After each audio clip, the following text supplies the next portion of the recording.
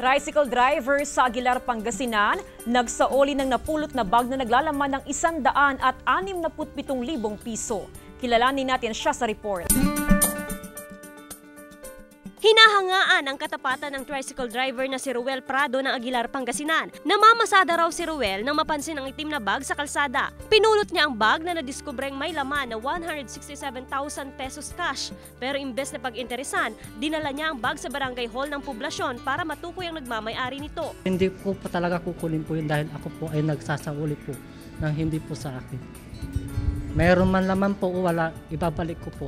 Natukoy ng barangay council ang may-ari dahil sa mga dokumento na nasa loob ng bag. Kwento ni Barangay Lawag Treasurer Teresita Ripato, nagmamaneho raw siya ng motorsiklo noon at patungo sa barangay poblasyon ng aksidenteng mahulog niya ang bag. Andun kasi yung mga payroll na ipapasahod ko dahil kakawithdraw ko lang nung umaga.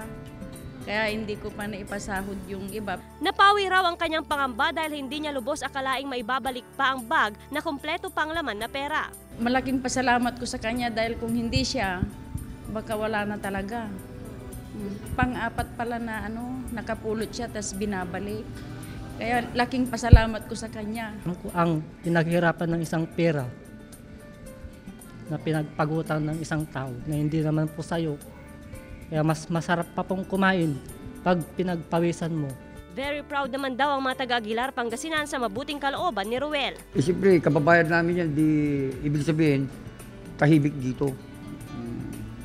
Mapagkakatiwalaan. Kasama si Henry Duminsil, ako si Joan Punsoy, naghahatid ng Balitang Amyanan.